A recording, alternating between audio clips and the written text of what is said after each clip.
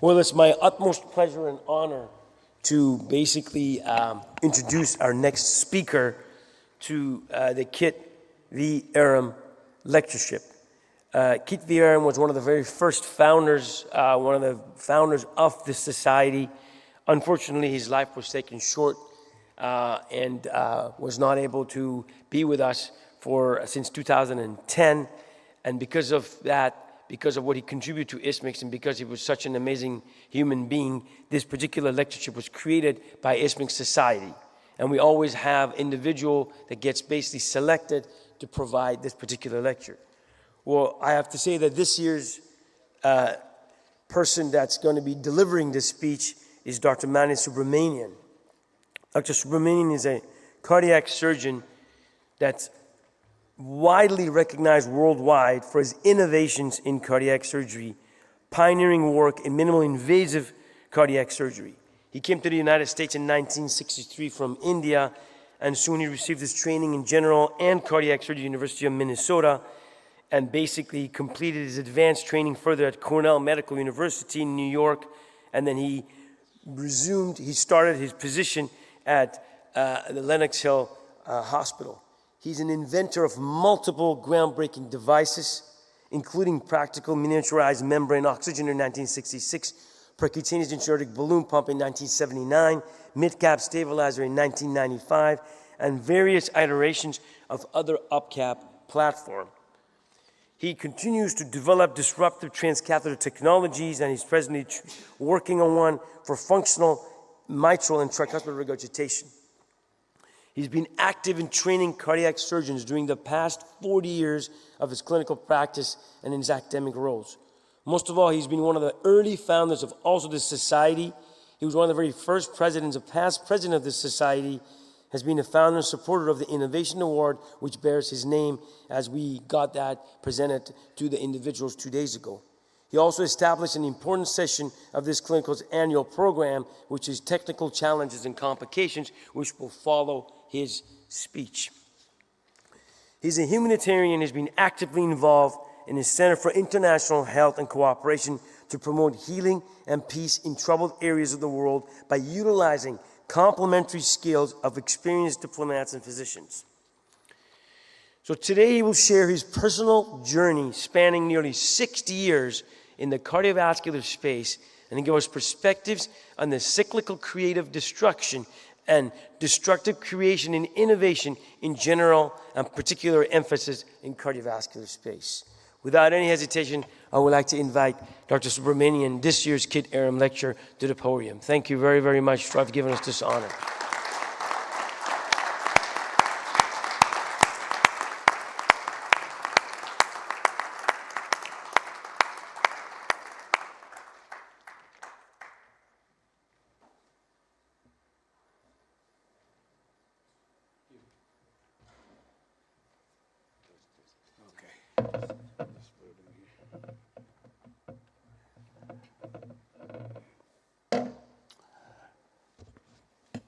Thank you very much, Bob, for this wonderful introduction.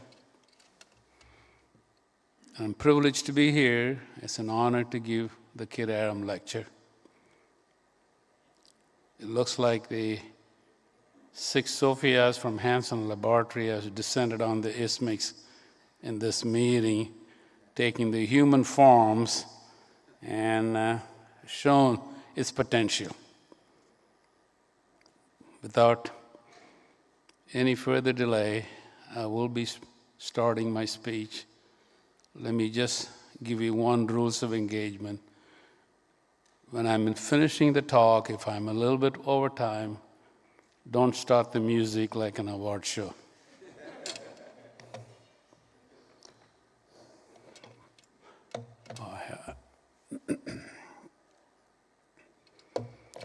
First of all, I want to congratulate the Polish people to accommodate the 3.2 million refugees, not in a hotel, not in a hostel, not in a homeless shelter, but in their homes. Such a gratitude from these people. We can see that from our past president, Peter. Thank you very much Peter, for having the courage to do a historic operation on Wednesday with me. We'll hear about that in degenerative mitral valve repair, hopefully pretty soon. I'm also the courageous Ukrainian people to fight against the real evil, which is permeated throughout that country and has resonated throughout the world. I will tell you that February 10th, when we saw on the TV, I've been watching the Ukraine war every day. My wife started to watch, and then after that she couldn't stand that, and said, you go and watch it. So I'm current on the Ukrainian war status. And including my little 4-year granddaughter, when I visited Atlanta, I said, what are you watching? And I said, I'm watching the war. And I said, what is war? I said, good people fighting the bad people. And there were children there. I said, well, they all have no homes, so they're all being taken care of by other countries, including Poland. I said, they don't have homes. I said, oh, they can come to my room. So I said, that'll be great, and we were very thankful for that. I draw my life. Just listen to this song. Disegno la mia vita e la mia storia di un giorno quando piccola e indifesa mamma e papà mi portarono qui. I draw my life, moje życia. Quando il mondo è violento, un futuro non ha. I draw my life, moje życia. Quando il sogno si spegne, la paura ti prenderà. I bambini non giocavano, ma fuggivano con le mamme e i papà. La malvagità, nel cielo non brillava mai il sole, le strade erano vuote nel silenzio, ogni città, ogni giorno così. I draw my life, moje życia. Quando il mondo è violento, un futuro non ha. C'era chi pregava per la pace, ma poi piangeva come noi, lasciando la sua casa e la sua vita per poi non tornare più. Non c'è pace, non c'è amore, quando il colpo di un cannone rompe il silenzio, scuote la notte, ed il mondo chiude gli occhi. La vita è tutta dentro una valigia, i soldi in una tasca ma non piena, con noi partì. La speranza è così. I draw my life, my So that's Amelia, a 9-year-old Ukrainian girl, and she pours her heart out. We should all pray for peace in Ukraine. Our president talked about Kid Aram. Kid is very close to me because we trained at the University of Minnesota at the same time. He would have been 83, I'm 83 years today if he was alive. He not only was a founding member of the ISMICS, he was also the STS Workforce on National Database, and it was a phenomenal technical operation. I just had a man of integrity, unbelievable integrity, and a goodwill and a simple faith.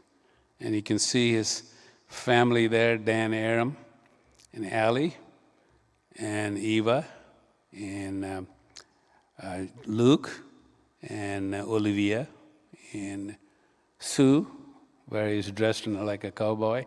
Sue still lives in Minneapolis, 81 years old. I know her very well. And Kid Aram loved cars. And there's a Porsche. He's got about 3 Porsches and many other cars.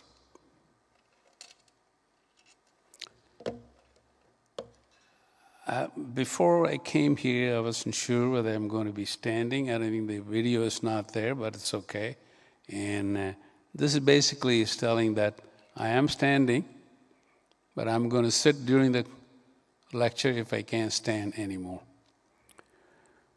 I didn't pick this morbid title. It's a pretty morbid, crazy title for a lecture. It all started when Pedro called me in New Orleans in 2020 at the STS meeting, And he sent me an email saying, can you accept the lecture? I said, yes. Then 10 minutes later, he said, do you have a title, please? I said, gee whiz, I just accepted, and even 10 minutes later, you want a title. And then 5 minutes later, Brittany sends an email, I hear you accepted, and your title is? And I said, come on, So what I usually do is, if I read a good article, and because I want to read that again, I put it on my smartphone, because I have time and I read it again. So I happened to scroll through my iPhone. I found this very interesting article, which was in New York Times in November 2019. It's sort of a very provocative topic, and a very attractive lady, Maria Mascuta, and she's a daughter of a nuclear physicist from Princeton University. She's sort of a leftist economist, lives in London, and she wrote about this leftist economy with a new story about capitalism. I'll come to that at the end. You will understand why. She talked about the redistribution of wealth, or it is a creation of wealth. This talk is straight from the gut. It's my personal opinion, my personal journey. There's no big graphs or stats, no fact-checking at the end. I'm not afraid of cancel culture. You can cancel me anytime. But go easy on me. If you don't, I'll have to put that Adele song, which I don't like. What is creative destruction? This is a term which was coined by an Austrian Harvard economist back in 1942. This is mostly related to the first and second industrial revolution, where you have an innovation, competition, really wins and improve the economy, where the creative component dominates because it destroys some of the horse and buggy and the pigeon carriers. But if it's a small scale, small capital, but it does produce a big economy. So it was very interesting. It was very useful. On the other hand, destructive creation was a recent term, which was really started with the 2007-2009 meltdown in the financial world. This again was created by creative financial innovations. You all know the housing mortgage crisis, the mortgage-backed securities, and credit default swaps. And this all very creative innovation models created by young people with computer knowledge and everything else. And this is really did not create a real economic benefit except for the few entrepreneurs and inventors who benefited the most. And this is preceded by dot-com bubble in 2000, and the American greed of Jack Welch, where the shareholder primacy is the most important, nothing in between, anybody did not benefit. The medical innovation is no different. It has the cycles of creation, a lot of greed, bubble and burst, rebubble, but also there's a coexistence of creation and destruction. Let me walk you through my journey for the past 60 years and at least give my impression of what has happened. This is my step into the brave new world in 1963. I was barely 24. I came into this in the US with a little briefcase and a long, thick, heavy coat of London fog. My cousin, who gave it to me in the airport, there was no custom, nothing. You can walk through and give it away. He did tell me, it's going to be bitter cold for you. You were not used to it. I was a young man, just about 3 months to 24. Body was raging full of hormones in a good sense, I was able to, ready to work and step into this new world. Saw these three gentlemen who impacted my journey for the next 6 decades. The man who you see with this big headlight is a miner's headlight. He is C. Walton Lillehoy, the king of hearts, father of heart surgery, who did the first direct vision heart surgery in 1954 with cross circulation, which is a very, very bold experiment. When I came in 63, he's already had a bubble oxygenator, which is the most simple bubble oxygenator. Helix reservoir is $20 it costs. You can dispose it after its use. All the congenital heart before that was treated by stethoscope and digitalis, and an automatic death sentence within few years. And it was not even treated by any established pediatric cardiologist. There was an internist who called themselves a cardiologist. They really didn't know, It was a curiosity to diagnose those diseases. And when he started this, it electrified the whole world.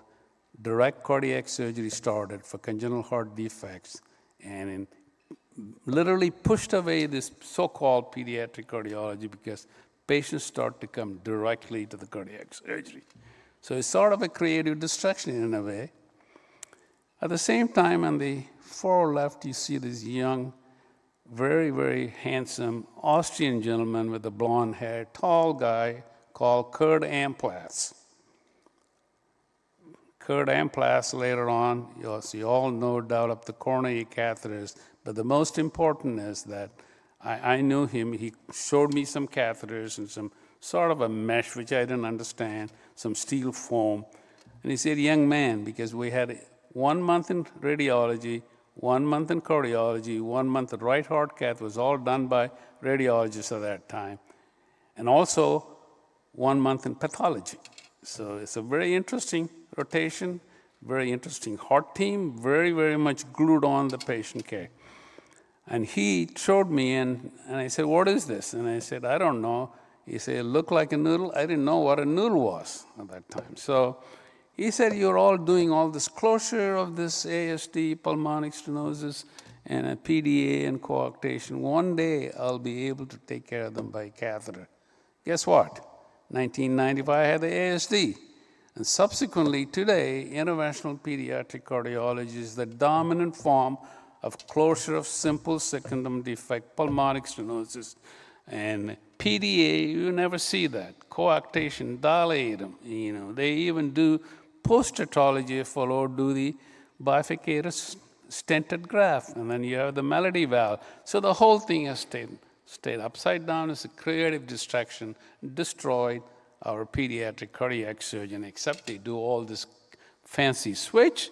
Mustard is gone, and tricuspid atresia, you name it, pediatric heart transplant, small amount. So the center fellow is an interesting fellow, Earl Bach, and I happened to meet him because he was running a repair business of electronics, medical electronics. If you realize medical electronics, I will talk to you about that in the next slide.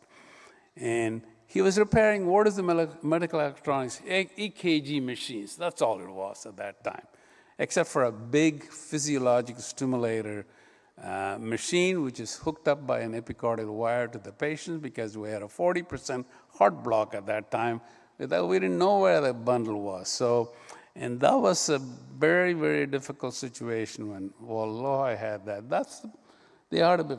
AC current, 120-foot cord. So he will come very important from the, one thing going back, the most important talent, all these three people, courage, persistence, creativity, and they can take care of any obstacles. Never really it was fearless people. So Halloween blackout in 1957, the power company in Minneapolis went burst.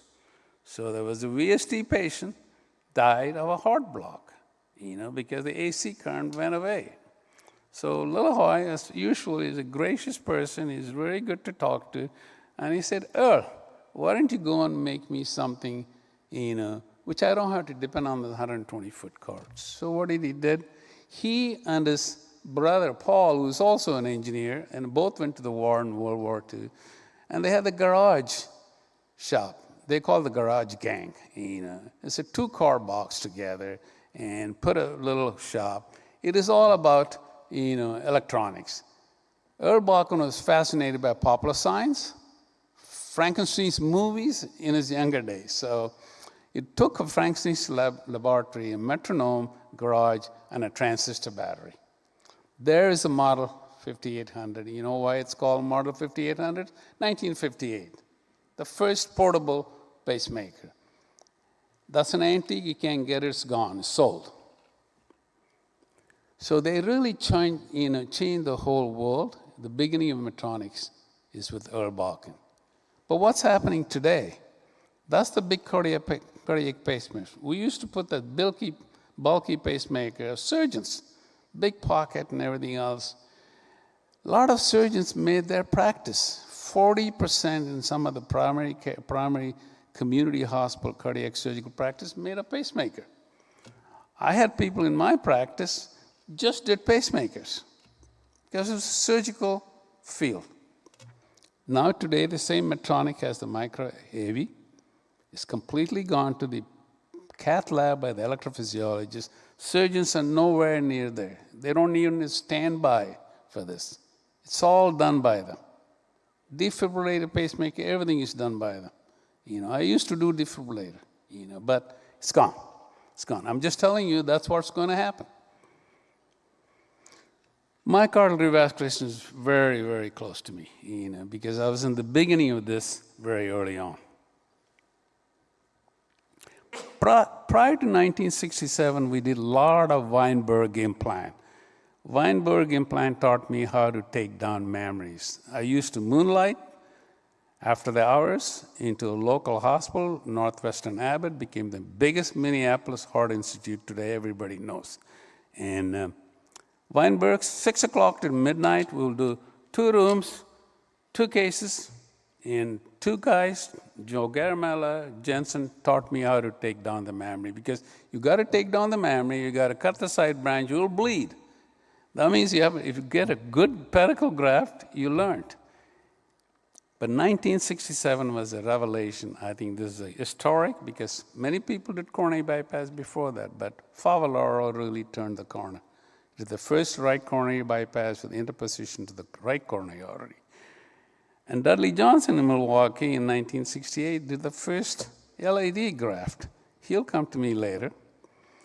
But the most important thing, it was a good operation because an excellent relief of disabling angina. Again, because it was such a, I think momentous operation, patients start to come directly, bypass the cardiologist, internist. No, I'm going there to save my heart. My heart attack will be prevented. It followed by a decadence. I believe it is a decadence because surgeons were treated like a god. You are the god, king of jungle. I'm going to go there. Publicity was unbelievable. Effler and the Cleveland Clinic boys going to prevent the heart attack. They take the heart out of you and then go to that place today and tomorrow. Don't wait. And there was a lot of billboards. There's no question. I think that was a bad thing to me. Celebrity touting. Comparative trial results were started. I was part of the CAST trial, which is the biggest trial, coronary artery surgery study, AVA cooperative study. It didn't matter to the surgeons. Surgeons said, my patients are coming to me. I am the God. I'm going to be the savior. And, it did kill CABG's credibility. I think it's important for us to understand, keep that in mind, even today's perspective. Sometimes bad side effects of propranolol drove the patient to coronary bypass. In 1983, I just want to share an interesting story. I hope it's appropriate for the audience, even though there are some females here. And that's me with Gianni Agnelli. He's probably the most prominent industrialist of that decade. He was the CEO and the chairman of Fiat. They owned the Fiat from his father. Fiat was the biggest car industry at that time. He was also an international playboy. So he was brought into Cornell through a very prominent cardiologist. I was asked to see him.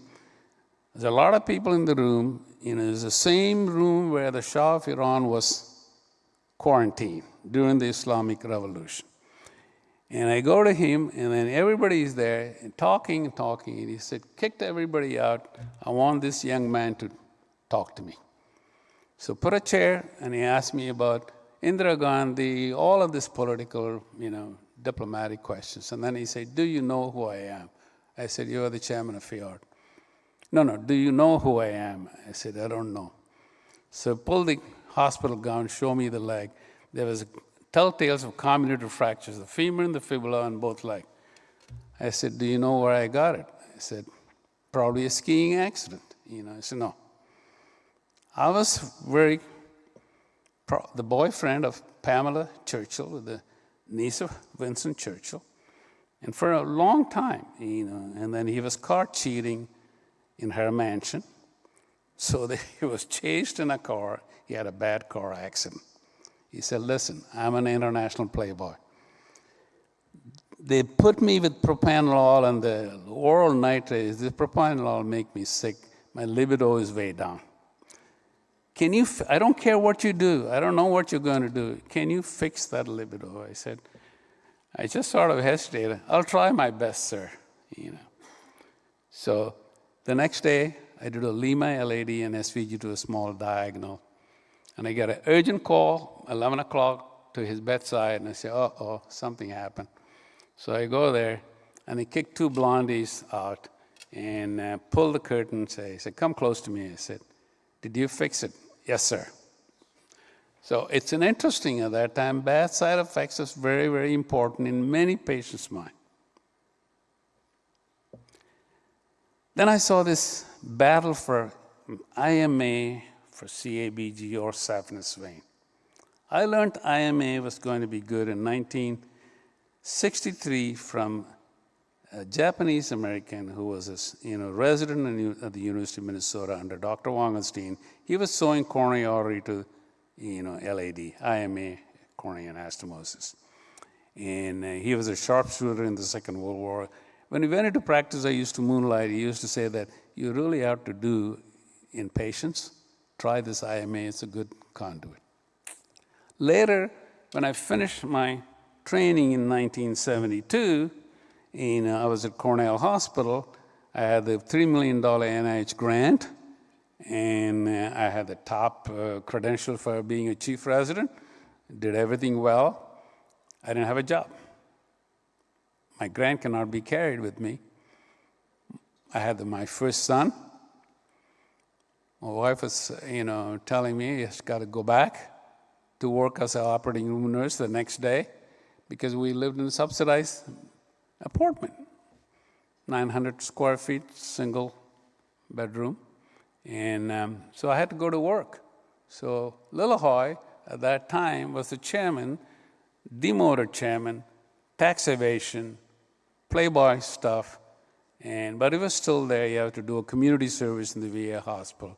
And he got a premature cataract because of a radical neck, a lymphosarcoma from chin to all the way to pubis when he was a resident in the University of Minnesota. I used to take care of his incision. He's got to put ointments and everything else. It's burning. So he became a confidant to me. And so he got me a job to go to fellowship at Milwaukee in 1972. So I learned everything about bilateral IMA grafting at that time. But I will tell you, we missed the boat until it was too late when Freud Loop gave that seminal article about IMA versus saphenous vein graft. It was a fight. You know why? Coronary artery bypass was dominant in the community hospital. We introduced crystalloid quadriplegia in 1972, and it was great for community hospital surgeons. They can come and do the case, slap in a vein. By noon, they're gone home, golf, and flaunted the money with a fancy car party and everything else. So we really destroyed ourselves because not using IMA and fought this. We never really won the fight at that time until later. A little bit of story about the intra-aortic balloon pump. I think Bob mentioned, it is a creative distraction to me. We're traveling in Paris with my 3 kids and my wife, and it started to rain as typical. My Spanish origin Filipino wife, I said, go and get an umbrella. Okay. And I said, okay, I'll get an umbrella. And we looked for an umbrella, and I went to the shop. He gave me a one-short umbrella, and I said, I need 2. And then I said, I didn't know how to open that because it looked very strange to me. Then he said, there's a little rectangular button, push that, and suddenly, wow, it opened up, epiphany for me. Wow, that's a KNIRPS, K-N-I-R-Ps, yes, brand. So I come home, and I ask my wife, and I say, take this Datascope balloon. We always have a lot of the balloon in my office and my home. And I said, I'm going to give me a twine. He said, why do you need a twine? I said, I need a twine. It's a long one. So I'd wrap this balloon and get it out of the room. I told her, put it on the handle of the room doorknob. So, and I said, when I tell you yes, release that. When you release that, the balloon opened up. I said, wow, this is very good. So went to Sid Wolwack, an engineer. He's no longer, he's, and he was at Datascope. I said, Sid, take this to your CEO, Bill Zappa, and tell him I needed $60,000 for a grant to show that this will work in animal. I can put it through a little puncture in the sheath and everything else. And $60,000 grant, and I gave the diagram, and he came back and gave it. I showed him the animal. Then I presented in November 1979, AHA, Miami. Kachukas, famous doctor from Alabama, was the moderator. He criticized me and said, you're doing a damage to the cardiovascular surgery. It's going to be a complication. We're going to fix all the legs. And I said, sir, why don't you listen to the talk? I look at it. The entire ballroom was full. Heads were poking up because it was a preliminary experience with percutaneous intra-aortic balloon pump. Nobody heard about it. So we did it for 2 years as a surgeon and then gave it to cardiology. We never saw that back again in our hands. So we were gone. As a surgeon, introducing the balloon pump, either prior to that with the cut down and the percutaneous. So it was truly a creative destruction. Then came September 14, 1977. Andrea Grunzig did the first balloon angioplasty in Zurich because he was never allowed. He was a German. He was never allowed to be done in Germany. So he did it in Zurich. Interesting to stand by, he got an approval from the local committee as well as a local cardiologist support. R.K. Sunning, famous heart surgeon. He said, don't worry, you will do well. If anything happens, I can always do surgery. I mean, tremendous camaraderie at that time. You realize that. That's very, very important. That was done in 45 minutes, awake patient, simple, no drama. But I will tell you, that started the revolution. And the people listed here, the center is Marty Leon, the head of the CRF and the head of the Washington Hospital Center, Gary Rubin, the first Gary Rubin stent, the carotid stent, and Sigward, the first stent in March 1986. I knew him from Geneva, and Jeff Moses, who I dragged from Cornell to go to Lenox Hill because it was a suicide mission. Go there, program is going to be closed. I said, Jeff, my wife asked, why are you going from a big ivory tower to this hospital? I said, I'm going to go to west for looking for gold. I will find gold. If I don't find a gold, I'm going to go west again. And Jeff Moses wouldn't come, I dragged him. Became the very, very busy, prominent interventional cardiologist. Then Spencer King became friend to me because they're all enamored by MidCap, and Spencer King from Emory, who recruited Andrea Grunzi. And then Pat Sayers from Rotterdam, I became friends for him because he used to invite me for MidCap and talk to me, what is this operation? I'm very intrigued, And then then we have the Greg Stone, he really has not great, but very good in trials, very good at writing papers, They were all Lenox Hill partners in crime. But one thing I understood right away, they have a very cohesive cultural ideology, great adopters of new technology, unsurpassable marketing ability. They are just good marketeers, there's no question about that. They're all comrades. They're all beer buddies. There is nobody one versus the other. They never talk bad about the other people. Yeah, they're all good friends, buddy, drink beers, very tight relationship builders with the industry. They have such a tremendous creative abilities. Not only the scientific society, after all, the CRF and the TCT was considered, it's like an ISMICS. But you know what? ACC joined. ACC basically said, this is great, it's going to be ACC TCT. I could never imagine that they could do that. So let me tell you about what the PTCA stent has done. I think the plain old balloon angioplasty to me was a creative destruction, at the same time a destructive creation, because we did see a lot of PTCA crash. 1 in 10 in community hospital, 1 in 5. 30 to 40% came back within 2 to 3 months. It's a nerve-wracking situation when you have a crash. Perfusion balloons came in. I was part of that development of the perfusion balloons. There are 3 or 4. Oh, it's going to fix it. We don't need surgeons, okay? But it didn't work. But still, the surgeons did a PTCA standby. In the US, money. You get paid for that. So everybody rushed to do PTCA standby. A lot of trials. Balloon surgery, it doesn't matter. But it was a non-inferior trials. You know why? We did not use IMA. Many of them, 15 to 20% rate of IMA use. How could you win? So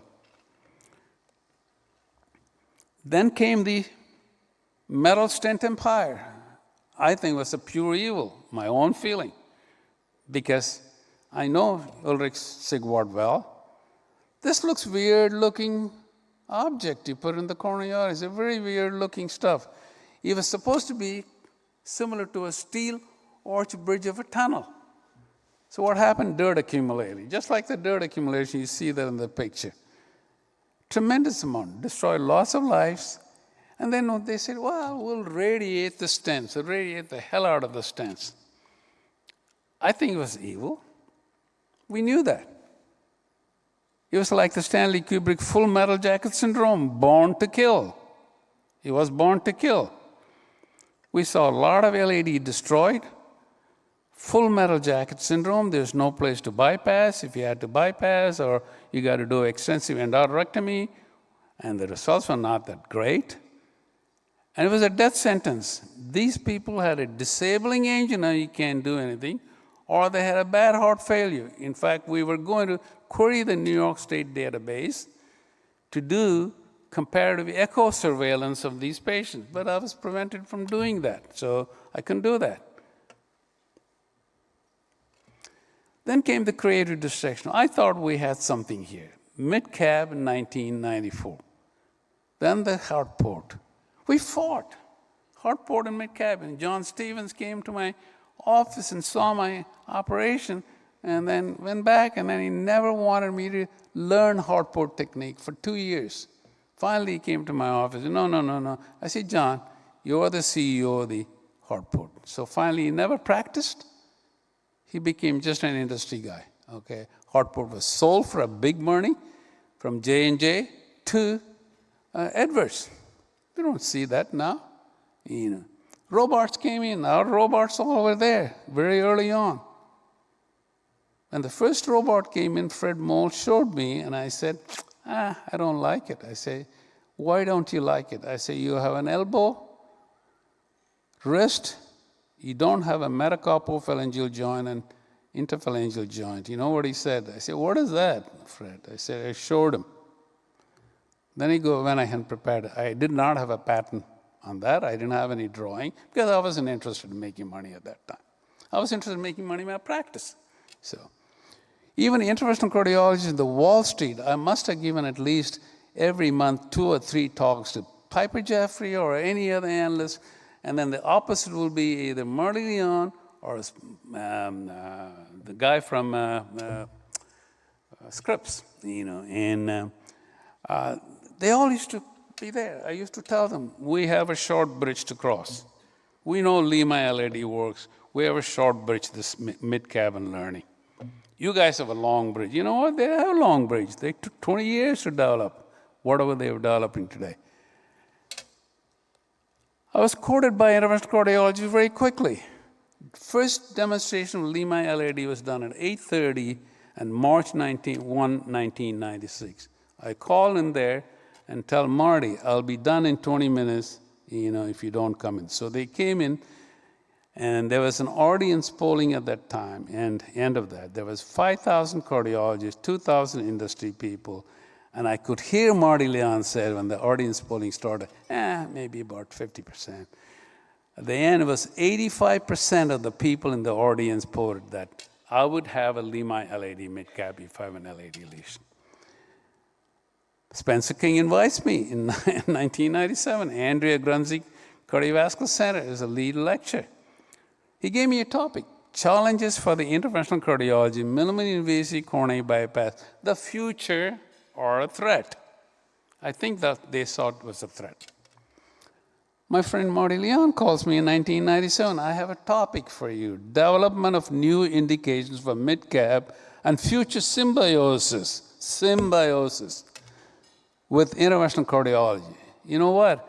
We did the first so-called hybrid. I didn't call hybrid, I call it complementary PTCA because I don't believe in the hybrid term because there are no monsters, a goat body and a head of a human running around in this planet, okay?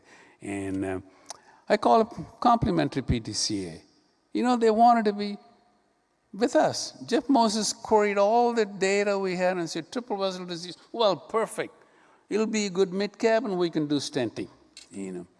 So there was a lot of fear, a lot of threat, and I don't think we took that. Why? We had a bad beating from all sides, surgery and cardiology. Here's the quote, the door is open, but the ride ain't free. Bruce Lytle, the famous Cleveland Clinic coronary surgeon of the century. Cardiothoracic Surgery, 1996. I can quote a lot of other people who said that. Then the next one is very interesting. We founded in 1997 ISMICS. Oh, ISMICS is that crazy Subramanian society. Who said that? Bud Frazier from down in Houston. I basically called him again and met with him. I said, what are you talking about? This is not Subramanian society. It's few people who are innovators in this area thought will be good to have our society. I'm sorry that Bob Emery is not here. He knows. And Jim Fonger is not here. They know about this criticism from Bud Frazier. Then my friend, Jeff Moses, was the president of the Society for Angioplasty in 1997. Concluded all of this with all of the difference between J&J stent development and mid-cap development and said, we should have a moratorium for mid-cap right away. They worried that the bubble may burst in a few years. And there was decadence in mid-cap. We call it keyhole, trap door, saloon door, this door and that door. And everybody has some sort of billboard type of advertisement, you know. Oh, hospitals wanted to make money. Industry didn't advertise for me, but they advertised the stabilizers. 15 different stabilizers, they all did the same function, you know. But you know that in a small field, emerging field, you can't have a 15 stabilizers. So it was sad, you know, to me that I think mid-cap could have made an impact, better impact, more impact than what we see today in anyhow. But this is a tsunami. Drug-eluting stent is a tsunami. Yes, you had the first generation stent. You know what our question about that is? Oh, late stent thrombosis. Yes, there was 2 to 3%. It was not 15%, 20%. And we had mortality for mid-cap area as much as that. So then the second generation, third generation, there is no turning back. I know we're all surgeons. I'm fond of surgery. We're going to do surgery. Don't worry about the other side. It will be their problem. No turning back. This is a creative destruction. Why? It is here to stay. It is a commodity. There is no artery they cannot stent today because you have the angioscope, scoring balloon, calcium, I will score it, I will make it normal, and it goes well. Complex lesions are easily done now with the PCI. They have a chip, which is a huge new crowd now. That's all they do, CTO, calcium. Then the drug-eluting balloon is not approved by the FDA. It's all over, it's being used. It's very elegant. For the side branches, you go there, stay there, dwell time 5 minutes, the drug is eluted in the wall, you dilate and you come out, the drug is there. There's no stent. It is a phenomenal invention. Then you have this recent shock wave. It's shocking. It's a shocking results. It started with the peripheral. It's an intravascular lithotripsy. It works well.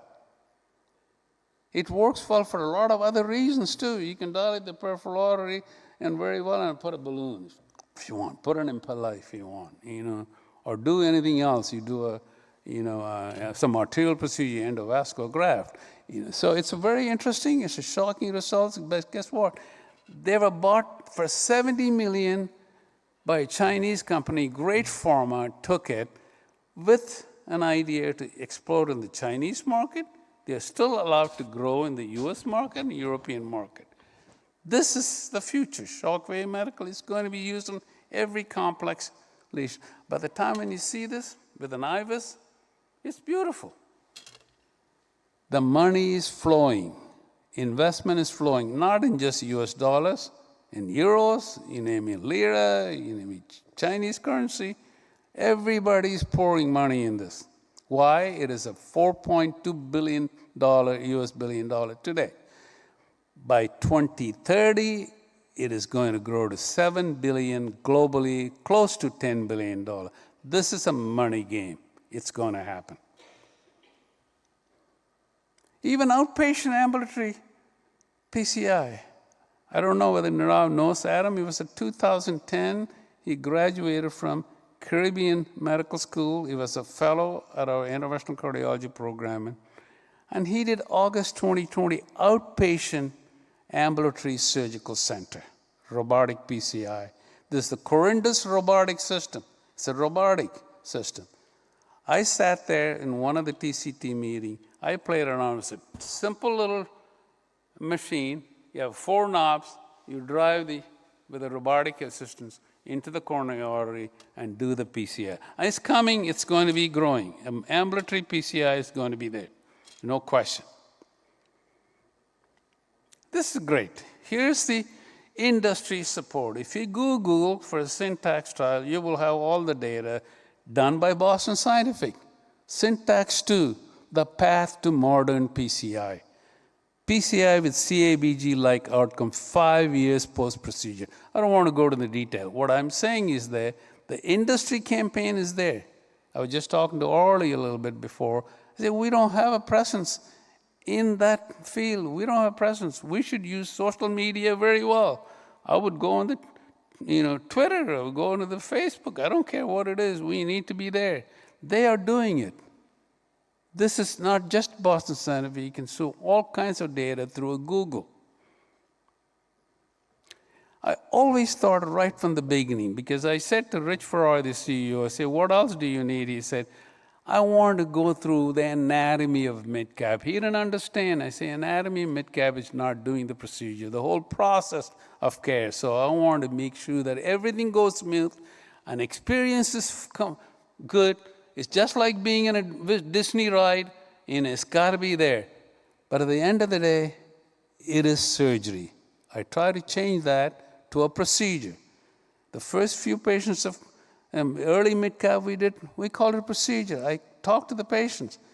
Sometimes when they go to the OR, some good Filipino nurse comes and say, Marlang Sakalong, and say, oh, you're going to have this incision, you're going to have this. And I say, don't do that. I just told them it's a procedure. They're going to go home the next morning.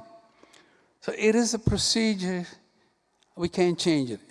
Plus, we got to have a level playing field. I understand the need for length of stay and everything varies in different countries. But I will tell you, it does affect your GDP somehow indirectly. I don't care. If an Australian surgeon said, my patient don't want to go home in 2 days. You know what? If they stay in 2 days, it affects your national economy. There's no question. There's no question. And on the other hand, when you have a PCI, I want to go home. Here's what happened. Midcap is close to my heart, but I have an X-Science CRR 15 millimeter stent in my LAD. I had this uneasy feeling when I travel, not angina, not ache. I was afraid after a while that I'm going to die in a foreign country. My body is going to be shipped and bagged and everything. All this rigmarole about getting the body back to you. So because that was troubling to me. So finally I went with my wife Myrna and to my good friend Manish Parikh. He was at Lenox Hill, then now Columbia Presbyterian. I said, I have this. I think I have a LAD lesion beyond the first diagonal. Diagonal may not be big. He said, how do you know? I know that. I have it, And he said, well, you know the story. You can do a stress echo and this and this. And I said, no, just do a simple cath angiogram.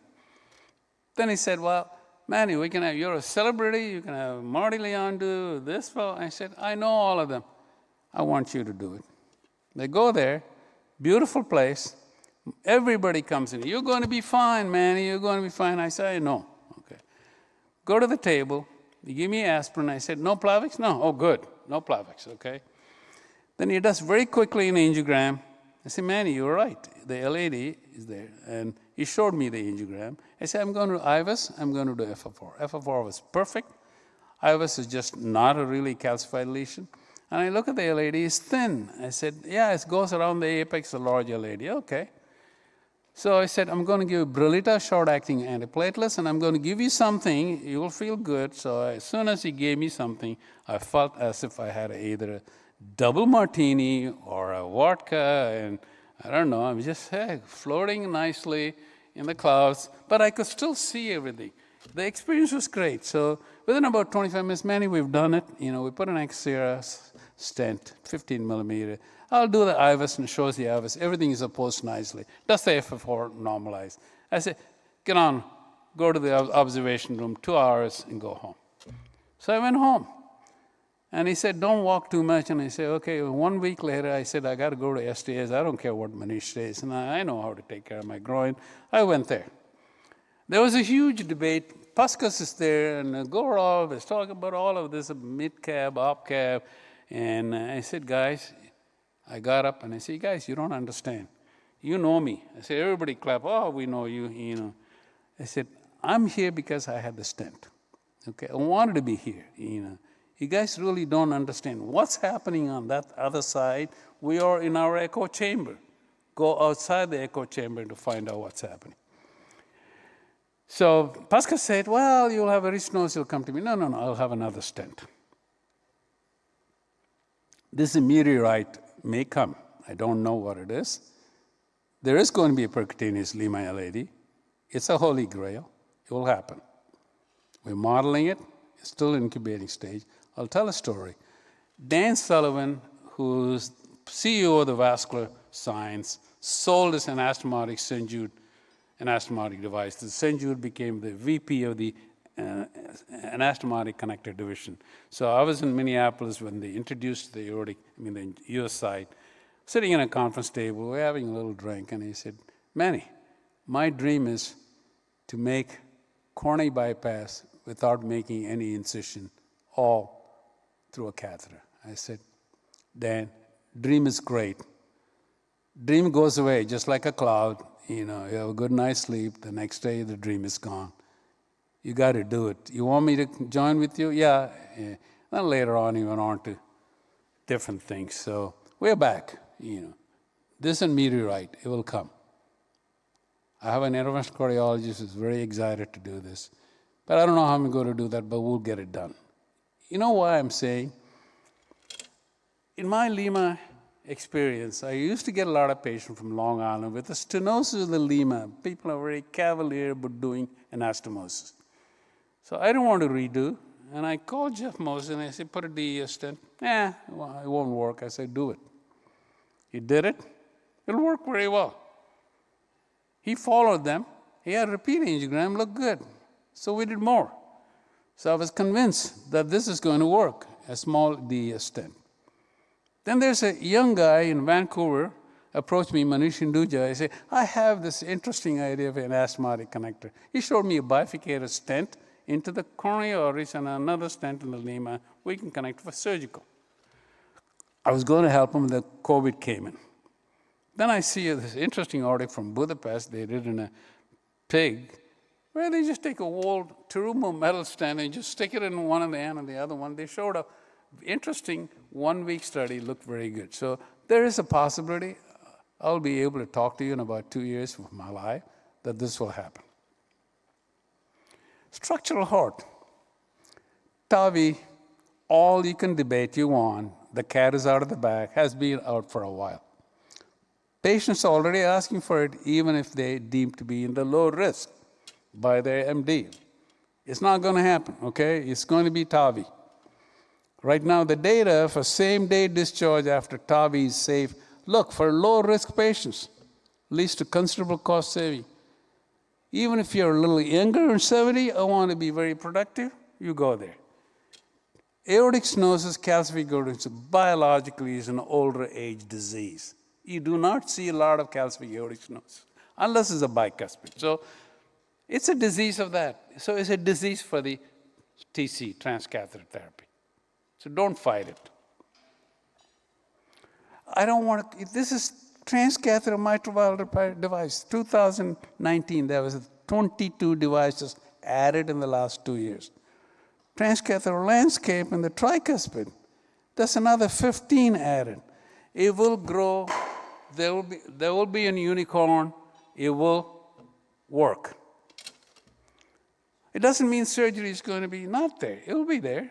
I'm saying coexistence of a very creative and destructive creation is going to be there. Is there a bubble? Yeah. $2.5 billion acquisition since 2015, no revenue stream yet. Very crowded space. Few have folded very early after a huge, huge price, close to $500 million. Why? Lack of performance and other details. I don't want to go there because they will probably sue me, and have created a poison pill effect in this space. The investors are moving away from this space. My question is, will the innovation be stuck in a low gear for the foreseeable future? We don't understand the links between invention, innovation, diffusion, financial analysis of risk, and uncertainty. Finally, I think society and the government together may need to look at different ways of supporting innovation. That means you come back to the same lady, is there a middle ground? I think that middle ground will support some innovation. Can this play? Where's the AV? Hello? They're gone? You are not going to believe this. Okay. What are you going to do? Are you ready? Yeah. Look how high that is. Yeah. All the way to the top. Yeah. Wait till you see this. Okay. Pouring it into the middle. I don't get it. What do you think is going to happen? I don't know. You're just pouring coffee into a medium-sized cup from a small cup. Small to medium. What if I told you the small goes all the way to the top of... Wait. What? There's still more in... How do you do that? That's impossible. You're telling me that the Starbucks cup small and medium are the same size? I'm also telling you they're marketing geniuses. I guess. This goes into there, and that will also go into there. Wait a minute. You're telling me that's the same amount? Same amount. Put that back in there. I will do that. What do you see inside of there? Nothing. Absolutely nothing. Right. Absolutely nothing. Small, medium. You're telling me that you can pour that all the way back into there and it'll be the same? They call that a tall. It's a small, but they call it a tall to make it seem like there's more. Show me. This one's a grande. Okay, now that is full to the top. There's no way that's not going to overflow. Look inside. I'm seeing it. Look in here. I'm watching it. That is unbelievable. Wait a minute. That's not going to fill it up. I can tell it's going to overflow. It's not. It's the exact same size. I don't know if it's the depth. I don't know if it's the diameter. I don't know how they do it, but look at this. All the way to the top. It's ridiculous. I don't even understand it. This one will now go into that one. Not to the top. All the way to the top. No way. Listen, you might think it's some kind of trick, and it is, but it's not a magic trick. It's a marketing trick, and Starbucks gets all the credit. Check it out. You're going to pour it yourself. You're going to pour it yourself. Are you... All the way to the top. Go nice and slow. Can you do both at the same time? I can, but... Okay. Hold the camera steady. How in the world is a large coffee going to be filled from a small cup? And I can't... You're doing it yourself. It's ridiculous. You're doing it yourself. Look how close we are to the top. How in the world... How do you... It's full. All I can say is this. This is how they put the bucks in the Starbucks. Why would you buy that when you can buy that? Why would you buy that when you can buy that? So that's the big lesson that you've learned today. Get the small, call it a tall, call it a day, save a bunch of money. All right, I'm going to ask you one more time. Put that into the small. You want to do this? No, you do it. Here it goes. And I'll do it really quickly. Really quickly. Boom, boom, boom, boom, boom, boom, boom, boom, boom. And that right there, if you don't get it yet, if you haven't learned your lesson, that is the exclamation mark, right? So thank you very much for being patient and listening to my crazy quirks of my journey, and hopefully you enjoyed it. Thank you.